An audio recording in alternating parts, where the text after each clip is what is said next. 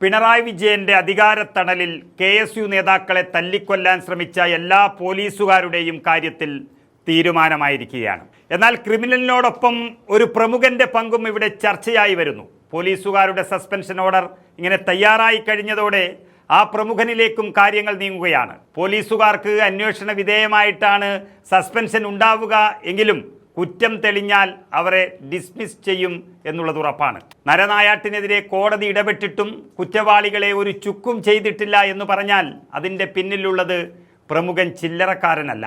അത് പിണറായിയുടെ RSS agent കൂടിയായിട്ടുള്ള ADGP MR അജിത് കുമാറാണ്. പാവം കുട്ടികളെ തല്ലിക്കൊല്ലാൻ നോക്കിയപ്പോൾ മനസ്സിൽ അല്പം പോലും ദയ തോന്നാതെ കൊലയാളികളെ രക്ഷിക്കാൻ പദ്ധതിയിട്ടത് പിണറായി വിജയന്റെ പൊളിറ്റിക്കൽ സെക്രട്ടറി ശശിയായിരുന്നുവെങ്കിൽ അതെല്ലാം നടപ്പിലാക്കുന്ന ചുമതല ക്രമസമാധാന ചുമതല വഹിച്ചിരുന്ന ADGP MR അജിത് കുമാറിനായിരുന്നു. ഇത് മാത്രമല്ല, പിണറായി RSS ബന്ധത്തിന്റെ ഒരു പാലമായി വർത്തിച്ച അജിത് കുമാർ തന്നെയാണ് പൂരം കലക്കലിന്റെ പിന്നിലുള്ളതും എന്ന് നമുക്കറിയാം.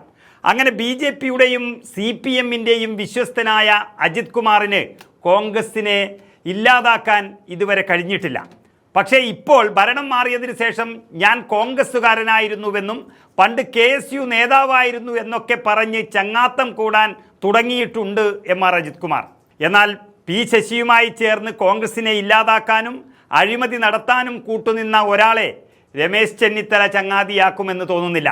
അതിൻ്റെ സൂചനകൾ ഈ പ്രവർത്തകരെ മർദ്ദിച്ച കേസിൽ തന്നെ ഇപ്പോൾ കിട്ടുകയും ചെയ്യും. കുട്ടികളെ തല്ലിച്ചതച്ച കേസിൽ കോടതി ഉത്തരവ് പോലും കാറ്റിൽ പറത്തി തെളിവുകൾ മുക്കി രേഖകൾ പൂഴ്ത്തിയ അജിത് കുമാർ എന്ന പ്രമുഖന്റെ പേരുകൂടി ഈ പ്രത്യേക അന്വേഷണ സംഘത്തിലും അവരുടെ അന്വേഷണത്തിലും റിപ്പോർട്ടിലും പരാമർശിച്ചാൽ നടപടി ഈ പ്രമുഖനിലേക്കായിരിക്കും പോകേണ്ടി വരിക.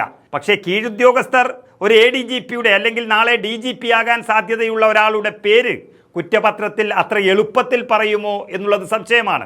അങ്ങനെ പറയണമെങ്കിൽ മുഖ്യമന്ത്രി VD സതീശനും ആഭ്യന്തരമന്ത്രി രമേശ് ചെന്നിത്തലയും SITക്ക് സമ്മതവും അധികാരവും നൽകണം.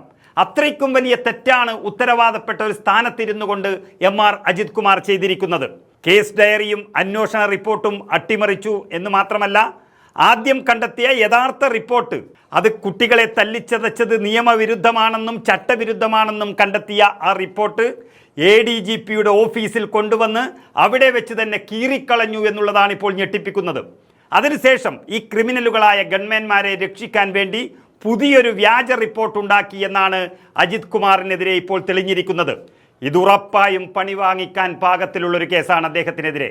ആലപ്പുഴ SP പോലും ഇത് മാപ്പില്ലാത്ത തെറ്റാണ് എന്ന് എഴുതി വച്ചിട്ടും കുറ്റവാളികളെ കണ്ടെത്തി ശിക്ഷ നൽകാൻ പറഞ്ഞിട്ടും എല്ലാം പൂഴ്ത്തിവെക്കാനും അട്ടിമറിക്കാനും കഴിഞ്ഞിട്ടുണ്ടെങ്കിൽ അത് ഉന്നതരിൽ ഉന്നതനായ ഒരാളുടെ റോളുണ്ട് എന്നുള്ളതിൽ സംശയമില്ല. അയാൾ ആര് എന്ന അന്വേഷണത്തിൽ MR അജിത് കുമാർ എന്ന ഉത്തരം കിട്ടുന്നതോടെ അയാളെ കൈവിലങ്ങ് വെക്കാൻ സർക്കാർ തയ്യാറാകുമോ എന്നറിയാൻ ഈ കേരളം കാത്തിരിക്കുകയാണ്. അത് സംഭവിച്ചാൽ തൃശ്ശൂർ പൂരം കലക്കിയതും കവടിയാർ കൊട്ടാരത്തിലെ ഭൂമിയെടുത്തതും അടക്കം എല്ലാം പുറത്തു കൊണ്ടുവരാനും MR അജിത് കുമാർ എന്ന പിണറായിയുടെ വിശ്വസ്തൻ പോലീസ് വേഷമണിഞ്ഞ് ചെയ്ത് കാട്ടിക്കൂട്ടിയ കുറ്റങ്ങളെല്ലാം ഈ ലോകമറിയാനും സഹായിക്കുമെന്ന ഉറപ്പാണ്. അതിന് UDF സർക്കാരിന് കഴിയുമോ എന്നാണ് ജനങ്ങൾ ഇപ്പോൾ കാത്തു നിൽക്കുന്നത്.